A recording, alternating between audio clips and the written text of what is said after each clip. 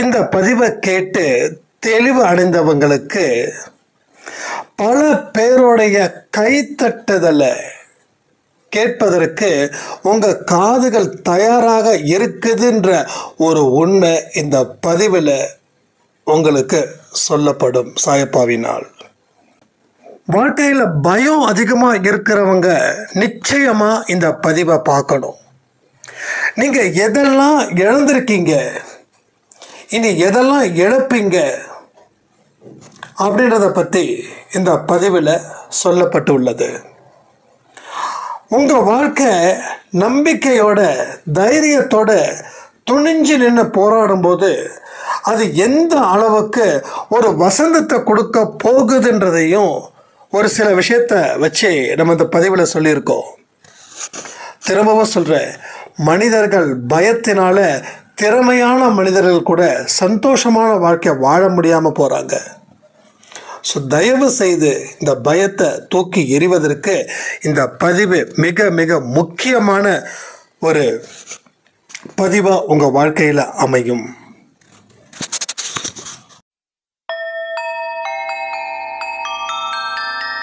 ஓம் சாயிரா சாயிரா, ஓம் சாயிரா சாயிரா, ஓம் சாயிரா சாயிரா, அன்பே சாயிரா, பேரன்பே சாயிரா, அகிலம் தளிக்க ஆத்மா விழிக்க அனுதினம் சாயிரா, எங்கள் அன்பே சாயிரா.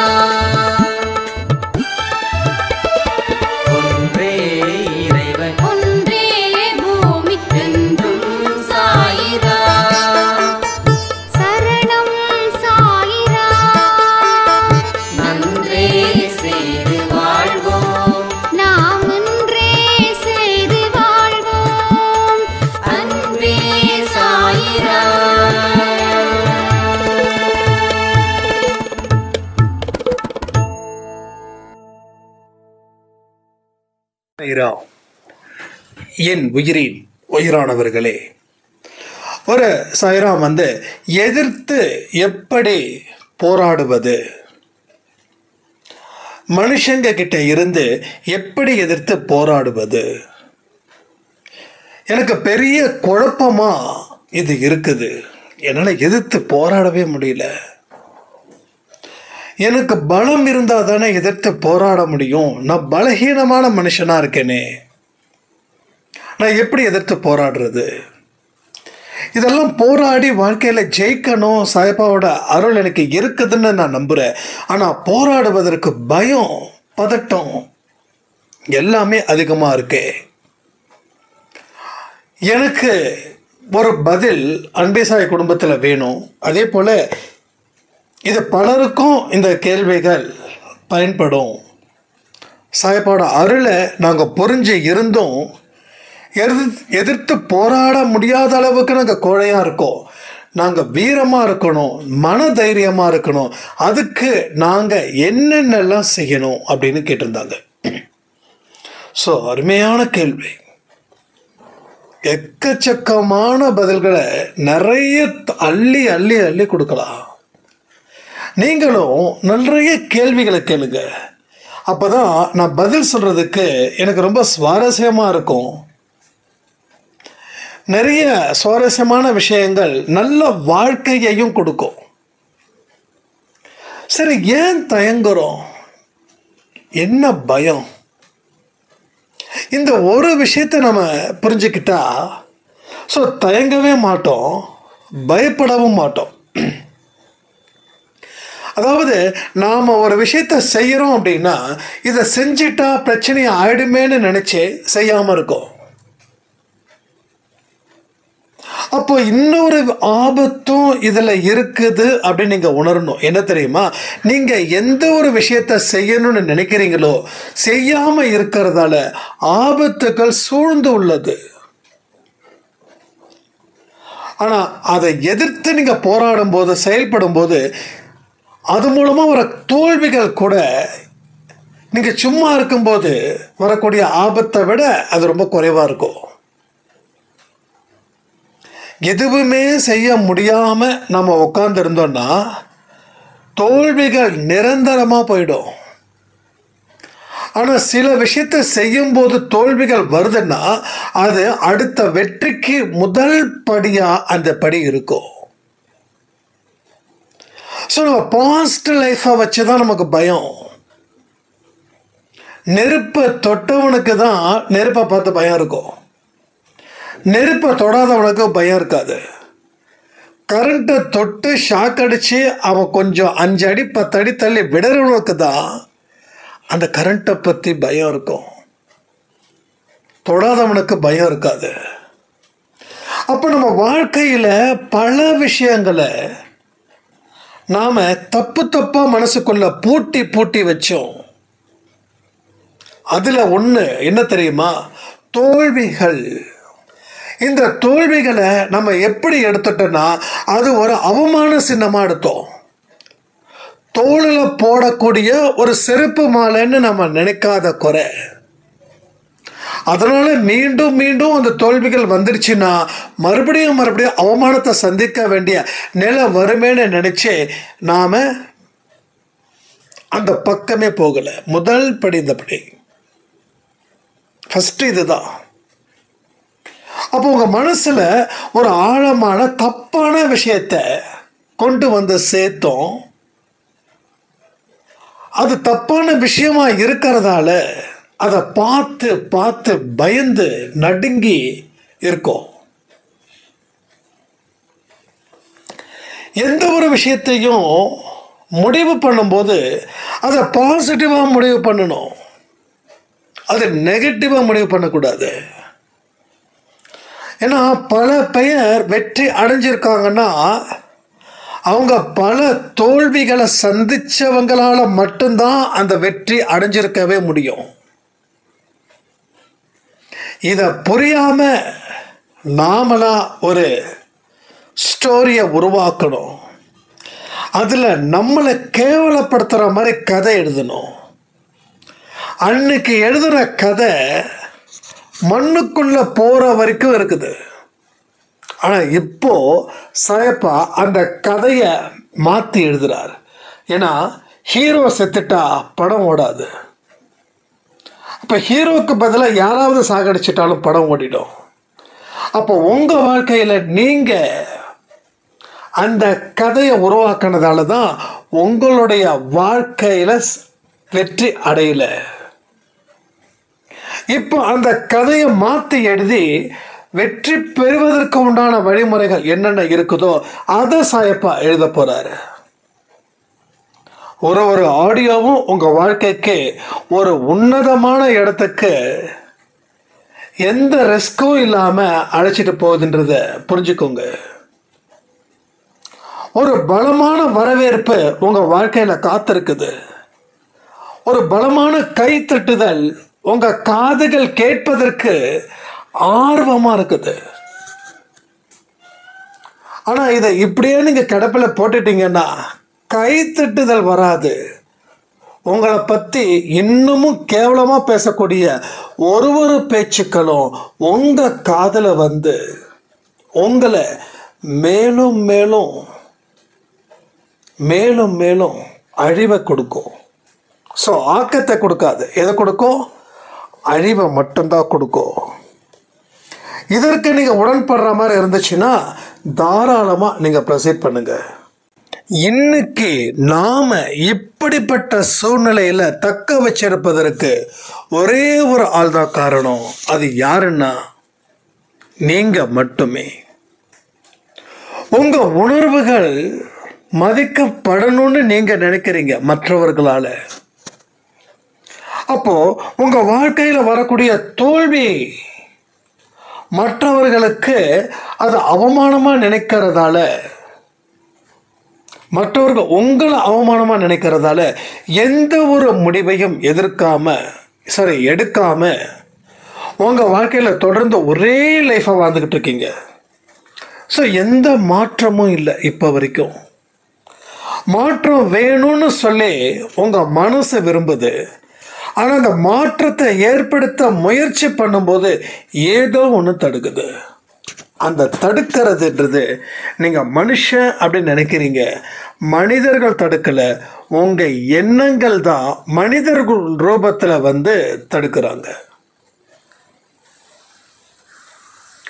ஒரு கையில் கைதிகள் பார்த்தீங்கன்னா கையில் கட்டு போட்டு தான் இது பண்ணுவாங்க, விலங்கு மாட்டி தான் கூட்டு போவாங்க. ஏன்னா அவங்களால சுதந்திரமாக இருக்க முடியாது. ஸோ இங்கேயும் உங்கள் கைகளும் உங்கள் கால்களும் உங்கள் வாயும் உங்கள் சிந்தனையும் உங்கள் புத்தி உங்கள் மனசு எல்லாமே நல்ல ஸ்ட்ராங்காக கட்டி போட்டு வச்சுருக்கீங்க. என்ன பண்ணுறதுன்னு புரியல.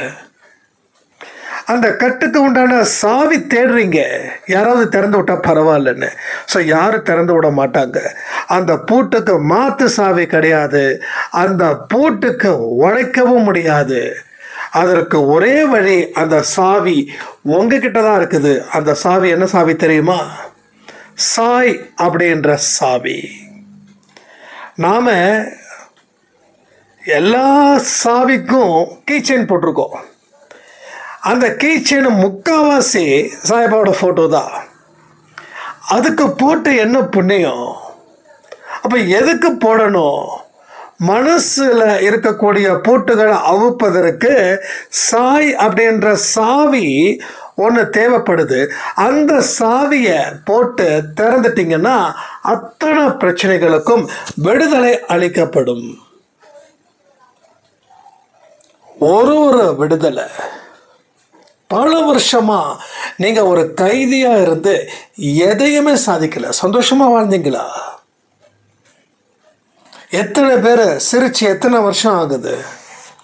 எத்தனை பேர் மன நிம்மதியோட வாழ்ந்துட்டுருக்கீங்க? எத்தனை பேர் மன நிம்மதியை இழந்து எத்தனை வருஷம்? கொஞ்சம் கமெண்ட் பண்ணுங்க. ஏன்னா கேட்குறவங்களுக்கு மட்டும் இல்லை, நிறைய மக்கள் மன நிம்மதி இழந்து காணப்படுறாங்க. தனக்கு நிம்மதி அப்படின்ற ஒரு விஷயத்தை தேடுறாங்க, ஆனால் அது கிடைச்சாலும் அங்கே நிம்மதி இல்லை. ஏன்னா எது உண்மையான நிம்மதின்னு தெரியாமலே வாழ்ந்துக்கிட்டு நாம் வாழ்க்கையை கெடுத்துக்கிட்டு இருக்கோம். ஒரு நாளும் வாழ்க்கையை கெடுத்துட்டு இருக்கோம்.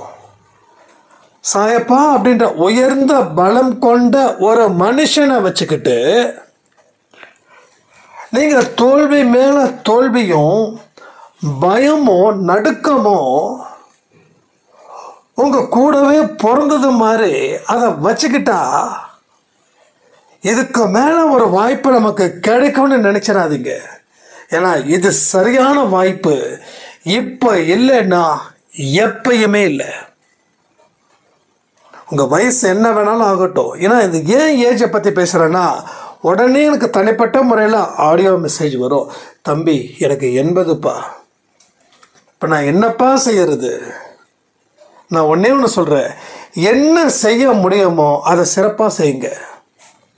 நீங்கள் 80 வயசு 20 வயசில் இருக்கிறவங்க மாதிரி உங்களால் செயல்பட முடியாதுன்றது தெரியும். ஏன்னா அது இயற்கை.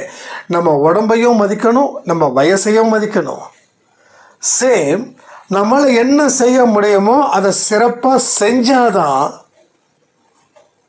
நமக்கு மதிப்புன்னு அதையும் நீங்கள் நினைக்கணும். ஸோ முதல்ல உங்களை நீங்கள் மதிக்கணும். உங்களால் முடியுன்ற நிலைக்கு நீங்கள் என்னைக்கு வரீங்களோ அன்னைக்கு உங்கள் வாழ்க்கையில் இருக்கக்கூடிய பிரச்சனைகள் அத்தனையும் தூக்கி எறிஞ்சிடலாம். அப்போ எதிர்த்து போராடும் போது ஒரு பயம், அந்த பயத்துக்கு காரணமே இது ஒன்று தான். என்ன ஆகிட போகுது? என்ன நடந்துட போகுது? யாராவது அப்படியே வந்து நம்மளை முழுங்கிடுவாங்களா? யாராவது நம்மளை அடித்து சித்திரவதை பண்ணி நம்மளை சாகடிச்சிட போகிறாங்களா? ஸோ யாரும் எதுவும் பண்ண போகிறது இல்லை. ஸோ திரும்பவும் சொல்கிறேன், துணிந்தவனுக்கு தான் கடவுளுடைய உதவி கிடைக்கும். துணிஞ்சவங்க தான் வாழ்க்கையில் வெற்றி பெறுகிறாங்க. எல்லாம் இருக்கிறவங்க பெருசாக வெற்றி அடையல. எதை யார் அதிகமாக இழக்கிறாங்களோ அவங்க துணிஞ்சு நிற்கும்போது அவங்க மிகப்பெரிய மனிதராக வந்து நிற்கிறாங்கன்ற ஒரு விஷயம் ஏன் உங்களுக்கு இன்னைக்கு வரைக்கும் புரியாமல் இருக்கு? ஆனால் ஒரு விஷயம் மட்டும் நீங்கள் புரிஞ்சுக்கோங்க. நீங்கள் துணிஞ்சு நிற்கிற அளவுக்கு உங்கள் மனசு உறுதிப்படுத்தணும். அந்த உறுதி என்னைக்குமே இருக்கணும். அதை நிலைச்சு நிற்கணும். அதை நிலைச்சு நிற்கிறதுக்கு அப்புறம்தான் அவர் இறங்கி வந்து உங்களுக்கு தேவையான அத்தனையுமே செஞ்சு கொடுப்பாரு. சில பேர் சொல்கிறாங்க, இவ்வளோ தூரம் அழுதும் புரண்டும் ஏன் வரல சாயப்பா? நீங்கள் அழுவுறதால மட்டும் வருவாருன்னு யார் சொன்னாங்க? நீங்கள் நினச்சி பாருங்களேன், எத்தனை தடவை எழுதிருப்பீங்க. மனசில் மாற்றத்தை விளைவிக்காம என்ன பண்ணாலும் எதுவுமே நடக்காது. இதாங்க எத்திக்ஸு. இதுதான் நீதி, இதுதான் நியாயம், ஏன் இதுதான் தர்மம். மனசில் எந்த நம்பிக்கையும் விதைக்காம மீதி எதை செஞ்சாலும் அத்தனையுமே வேஸ்ட்டு தான். இது என்னைக்கு நீங்கள் மனசார நினைக்கிறீங்களோ அன்னைக்கு உங்கள் வாழ்க்கை மாறலைன்னா என்கிட்ட கேளுங்க. எவ்வளோ தூரம் பேசுனீங்க, பேச்சா பேசுன நீ, ஆனால் இப்போ வரைக்கும் மனசு மாறலைன்னு கேளுங்க. ஸோ 48 நாட்கள் வந்து நம்ம பயிற்சி செய்யும்போது அதில் ஒரு சாய்ராமுக்கு பிரச்சனை வந்திருக்கு. அப்போ வந்து மறுபடியும் 48 நாள் பயிற்சி அப்படின்னும் போது அவங்க அதை மீன் பண்ணி சொல்கிறாங்க. ஒரு விஷயத்தை புரிஞ்சுக்கோங்க, எதுவும் நடந்தாலும் நன்மைக்குன்னு நம்ம சொல்லியிருக்கோம் மனசில். அப்போ நீங்கள் 48 நாட்கள் ரொம்ப கண்ட்ரோலாக இருந்து பயிற்சிகள் செய்யும்போது சாய்ப்பா உங்களை ஆசீர்வதிக்காமலாம் இருப்பார்? இல்லை சாய்ப்பா உங்களுக்கு கஷ்டத்தை கொடுப்பாரா? அப்போ பயம் எங்கேருந்து வருது? இந்த பயத்தால் என்ன சாதிக்க போகிறீங்க? சில உண்மைகள் கசக்க தான் செய்யும். எனக்கும் இந்த 48 நாட்களும் ஒரு பெரிய பிரச்சனை நடந்துச்சு. அந்த 46வது நாள் 47வது நாளில் நடந்துச்சு. நான் அது எதிர்பார்க்கவே இல்லை, அப்படிப்பட்ட ஒரு விஷயம் நடக்கும் அப்படின்னு. இன்னைக்கு காலையில் கூட ஒரு விஷயம் சொன்னேன்னு நினைக்கிறேன். நிரந்தரம்னு எது நினைக்கிறோமோ அது நிரந்தரம் இல்லை, நிரந்தரம் இல்லைன்னு எது நினைக்கிறோமோ அது நிரந்தரமாகுது. கடவுளோட கணக்கு ரொம்ப எக்ஸலண்ட்டு, ரொம்ப த்ரில்லிங் ஆனது கூட. அப்போ இந்த 47வது நாட்கள்லேயே 48வது நாட்கள் கரெக்டாக இந்த 48 டேஸு அந்த இடத்துல தான் எனக்கு ஒரு பெரிய இடி. இப்போ நம்ம ஒரு இதுக்கு முன்னாடி 48 நாள் பயிற்சி பண்ணால அப்போது இது உண்மையிலேயே நடந்தது, சத்தியமாக நடந்தது. ஆனால் நான் ஒரு வாரம் அதை நினச்சி ஃபீல் பண்ணது உண்மை. ஒரு வாரம் நான் ஃபீல் பண்ணேன், அந்த 1 வீக் ஃபீல் பண்ணேன். ஆனால் அடுத்த வாரமே எனக்கு பெரிய ரிசல்ட்டை சாய்ப்பா கொடுத்தாரு. உங்ககிட்ட எது எதெல்லாம் உண்மைன்னு நினச்சிக்கிறியோ அது போலின்றது நீ புரிஞ்சுக்கதான் அந்த 48 நாள் பயிற்சி. ஒருவேளை அந்த 48 நாள் பயிற்சியில் நான் அது இல்லாமல் இருந்திருந்தேன்னா, அது போலியானதை உண்மைன்னு நம்பி நான் இருந்திருந்தேன்னா என் நிலைமையை யோசிச்சு பாருங்க. மாயை பயங்கரமாக விளையாடும். வாழ்க்கையில் எனக்கு இன்னமும் சாய்ப்பா லைசன்ஸ் கொடுத்துக்கிட்டே இருக்காரு. ஆனால் நான் வந்து அங்கே போய் கீழே விழுந்து எந்திரிக்காத அளவில் நான் என் மனசை என்னைக்கும் அவ்வளோ பலகீனமாக வச்சுக்கிட்டதே கிடையாது. கீழே விழுந்தாலும் எந்திரிக்கிற மாதிரி தான் என் மனசை நான் தயார் பண்ணியிருக்கேன். அப்போ இப்போ நான் ஹாப்பியாக இருக்கேன். ஏன்னா அது உண்மைன்றது போலின்னு தெரிஞ்சதுக்கப்புறம் அது நம்ம கூட இருக்கிறது தப்பு தானே. அப்போ நம்ம அது கூட இருக்கக்கூடாது, அது நம்ம கூட இருக்கக்கூடாது. ஸோ அதனால் ரொம்ப சந்தோஷமாக ரொம்ப ஹாப்பியாக இருந்தது. ஆக நீங்கள் அந்த விஷயம் நடந்துடுச்சு அப்படின்னு நினைக்காதீங்க. எந்த ஒரு விஷயம் சாய்ப்பா கொடுத்தாலும் அது உங்களுக்கு ஒரு அமுதத்தை போன்றது, விஷம் இல்லை. அப்போ நாம் ஒரு விஷயத்தில் ரொம்ப தீர்மானமாக இருக்கோம், எனக்கு இப்படி தான் நடக்கணும்னு. நீங்கள் இப்படி தான் நடக்கணும்னு எழுதுறதுக்கு நீங்கள் யார்? நீங்கள் பிரம்மாவா? உழைக்கிறதுக்கு மட்டும்தான் நமக்கு அதிகாரம். பலனை எதிர்பார்க்கறதுல எந்த அதிகாரமும் இல்லை. கடவுள் கொடுத்தாரு, சந்தோஷமா இருந்தது. கடவுள் எடுத்தாரு, கஷ்டம்தான்.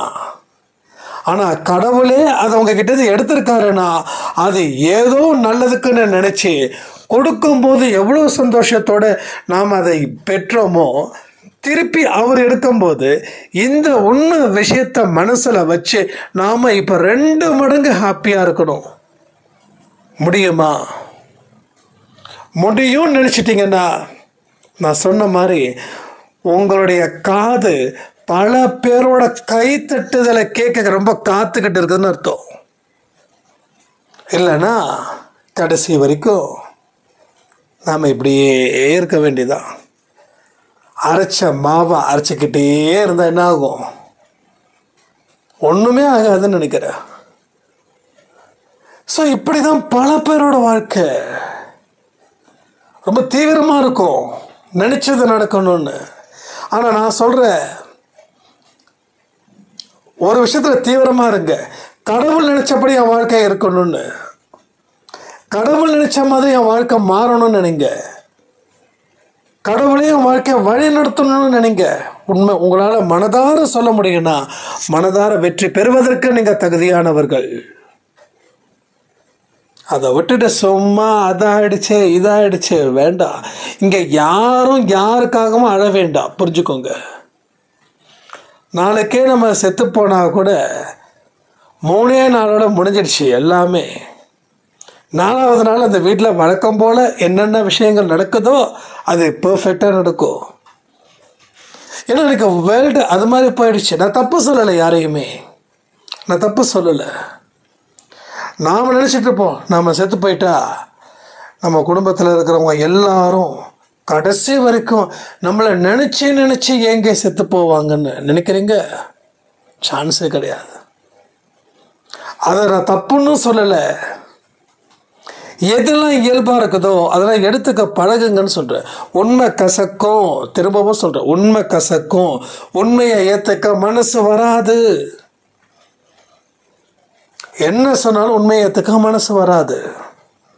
அப்போ வெளியில் இருக்கக்கூடிய விஷயத்தை நீங்கள் யோசிச்சு பாருங்க. அங்கே என்ன நடக்குதோ அதுதான் நமக்கும்.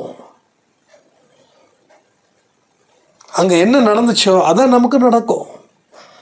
ஸோ இதெல்லாம் நாம் எப்படி இருப்போன்றத, நம்ம இறந்ததுக்கு அப்புறம் எப்படி இங்கே ரியாக்ட் பண்ணுவாங்கன்றதெல்லாம் இங்கெல்லாம் நடக்குது. அதனால் நான் என்ன சொல்கிறேன்னா, கடவுளோட விருப்பத்தின்படி, கடவுளோட நினைப்பின்படி, கடவுளோட வழிகாட்டுதலின்படி. ஏன்னா அடுத்த பிறவி நமக்கு இருக்குதுங்க. அடுத்த பிறவியை தீர்மானிக்கிறது நம்ம அன்பானவர்கள் கிடையாது. யாரு? கடவுள். எந்த மனுஷனும் என்னுடைய அடுத்த ஜென்மத்தை தீர்மானிக்கவே முடியாது. என்னோட அடுத்த ஜென்மத்தை தீர்மானிக்கிறவர் கடவுள். ஆனால் அவர் எப்படி தீர்மானிக்கணும், அவர் எதை வச்சு தீர்மானிப்பார்ன்ற உண்மை நமக்கு அன்பேசாய் குடும்பத்தில் தெரியறதால அதன்படி வாழ்ந்து அவர் தீர்மானிக்கட்டும். ஸோ நல்லவனாக இருந்தால் மோசமான வாழ்க்கை கடவுள் கொடுக்க மாட்டார். அப்போ நல்லவர்களாக இருந்தால் சந்தோஷமாக வாழலாம். மோசமானவர்களாக இருந்தால் ஒரு மோசமான வாழ்க்கையை வாழ்ந்து தான் ஆகணும். அதில் இருந்து நம்ம மீளவே முடியாது. ஸோ இதையும் நம்ம இப்போ வரைக்கும் புரிஞ்சுக்கலைன்னா மறுபடியும் கடைசி வரைக்கும் நமக்கு புரிஞ்சிக்க முடியாமல் போயிடுமே. யாரெல்லாம் நம்பிக்கையோடு இருக்கீங்களோ, யாரெல்லாம் பயம் அறவே இல்லாமல் இருக்கீங்களோ, அவங்க எல்லாருமே 100% தயார் நிலையில் இருக்கக்கூடியவர்களே. இவங்களுக்கு தோல்வி வந்துடுமா என்ன? எந்த விஷயம் வந்தாலும் இவங்களை அசைச்சு பார்க்க முடியாத அளவுக்கு இவங்க மன தைரியம் படைத்தவர்கள். ஸோ இவங்களுக்கு தோல்வி வந்துடுமா? உங்கள் வாழ்க்கையில் ஏன் தோல்வி வந்துச்சு? பயம். பயத்தால் வாழ்க்கையை இழந்திருக்கோம். பாம்பு கடிச்சு பயத்தால செத்தவங்க ஜாஸ்தி. பாம்பு கடிச்சா அதுக்கு உண்டான நேரம் இருக்குது. இங்கே நிறைய பேர் கிராமத்தில் இருக்கீங்க, பாம்பு கடிச்சதுன்னா உடனே இறந்து போயிருக்காங்க. அதற்கு சில விஷயங்கள்லாம் இருக்கு, அதெல்லாம் செய்யும்போது கண்டிப்பாக காப்பாற்றுவது நிச்சயம். ஆனால் பயம், பேனிக், திடீர்னு ஒரு பயம், ஹார்ட் பீட்ஸ் சட்டுன்னு நின்றுடுது, சட்டுன்னு முடிஞ்சிருச்சு. ஏன்னா பயம் உங்களை அழிக்க வந்த ஒரு யமன். அது உங்களுக்கு புரியுதா இல்லையா? அப்போ அந்த பயத்தை அலோவ் பண்ணலாமா? அப்போ நீங்கள் அலோவ் பண்ணணும்னு கேட்குறீங்களா? 100% எக்ஸாக்ட்லி நீங்கள் பயத்தை அலோவ் பண்ணுறீங்க. பயத்தை அலோவ் பண்ணுறதால பயம் உங்களுக்கு எஜமானனா மாறி உங்களை யமனா தீர்த்து கட்டி அது வேலையை அது செஞ்சுட்டு போயிட்டுது. நமக்குள்ள ஒரு விதமான பயம். என் வாழ்க்கையில் வளர்ச்சி தாங்க முடியாமல் என்னை பல பேர் எவ்வளோ மாந்திரிகம் பண்ணுறாங்க, அதை பண்ணுறாங்க, இதை பண்ணுறாங்க, நான் உறுதியாக நம்புகிறேன்னு சொல்லி எனக்கு அடுக்கடுக்கான மெசேஜஸ் வந்துக்கிட்டே இருக்குது. ஆனால் நான் ஒரு கேள்வி கேட்டால் பதில் சொல்ல முடியல அவங்களால. இந்த உலகத்தில் ஒவ்வொரு மனுஷனுக்கும் ஒவ்வொரு எதிரி இருக்கான். அப்போ இந்த விஷயம் பலிக்குது அப்படின்னா இந்த நாடே சுடுகாடாக மாறி இருக்குமா இல்லையா? புரியுதா உங்களுக்கு? ஸோ இப்போவும் இருக்குதுன்னு சொல்கிறவங்க ஜாஸ்தி. நான் வாழ்க்கையில் அப்படி இருந்தேன், இன்னைக்கு நடுத்தருவுக்கு வந்துட்டேன், எனக்கு ஏதோ பண்ணிட்டாங்க, ஏதோ செஞ்சிட்டாங்க அப்படின்னா ஒரு மனுஷனும் இந்த ஃபார்முலாவை அப்ளை பண்ண முடியாதா? அப்போ நமக்கு ஏன் இப்படிப்பட்ட விஷயங்கள் நடக்குதுன்னா நம்மளோட முன்வினை செய்த விஷயங்கள் தான். அதனால் உங்களுக்கு இங்கே சரிவு. ஸோ அடுத்தவங்க வைக்கிறதால சரிவு இல்லை. உங்கள் வாழ்க்கையை சரியாக திட்டமிடுதல் இல்லை, குருட்டு நம்பிக்கையில் நீங்கள் ஜெயிச்சிட்டீங்க. அது கொஞ்ச நாள் பலம் கொடுக்குது. ஒரு மாத்திரை போடுறோம், தலைவலி சரியாகுது. ஆனால் அந்த தலைவலி சரியாயிட்டா பிரச்சனை இல்லை, மறுபடியும் 8 மணி நேரத்துக்கு அப்புறம் மறுபடியும் தலைவலி ஸ்டார்ட் ஆகுது. அந்த தலைவலியை சரி பண்ணிட்டா மாத்திரை போட வேண்டிய அவசியமே இல்லை.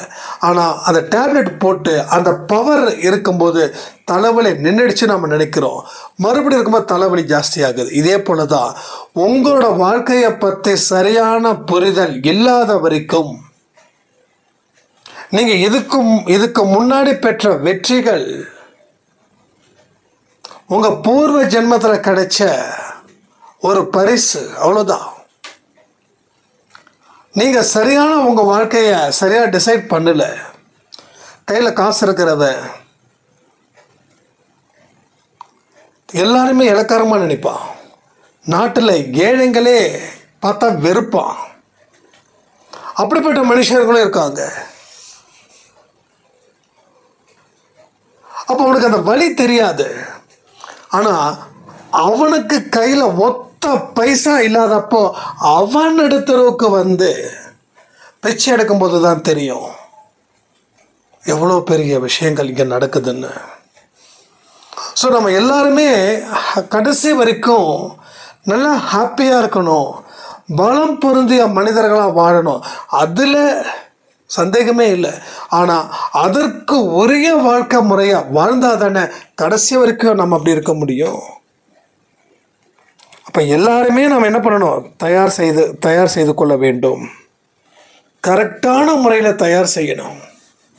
நீங்கள் தயார் செய்ய வாழ்க்கையில் உங்களுக்கு எதிராக வரக்கூடிய அத்தனை போராட்டத்தையும் நீங்கள் 100க்கு 100 வெற்றி காண்பீர்கள். வெற்றி உங்கள் பக்கமே நிற்கும். அதுக்கு தான் காலையில் நம்ம டெய்லி ஒரு ஆடியோ கொடுக்குறோம், வெற்றி நிச்சயம், இது சாயின் சத்தியம். ஏன்னா வெற்றி உங்கள் வசப்படணும், வெற்றி உங்கள் உங்ககிட்ட நிற்கணும், வெற்றி உங்களை தேடி வரணும். நீங்கள் வெற்றியை தேடி போகக்கூடாது, வெற்றி உங்களை தேடி வரணும். அதற்கு உரிய முறைகளை சரி பண்ணுங்க. அதில் இருக்கக்கூடிய தடைகளை முதல்ல அகற்றுங்க. பயத்தை தூக்கி போடுங்க. தைரியத்தை வைங்க. மறுபடியும் சொல்கிறேன், இது உங்களை அடிமைப்படுத்தி உங்களை பணிய வச்சு தனக்கு தேவையான அத்தனையும் எடுத்துக்கிட்டு உங்களை நடுத்தருவில் நிறுத்திடும் இந்த பயம்ன்றது. இந்த பயத்தை மட்டும் நீங்கள் முறியடிச்சிட்டிங்கன்னா எவ்வளோ பெரிய பிரச்சனைகள் வந்தாலும் சரி அதை எதிர்த்து போராடக்கூடிய குணம் உங்களுக்கு நிச்சயமாக வரும்னு சொல்லி இந்த ஆடியோவை நான் முடிக்கிறேன். ஜெய் சாய்ராம்.